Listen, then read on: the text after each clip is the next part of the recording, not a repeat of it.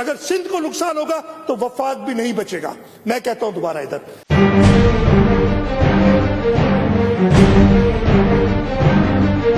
सिंध को नुकसान पहुंचाओगे वफाक नहीं बचेगा।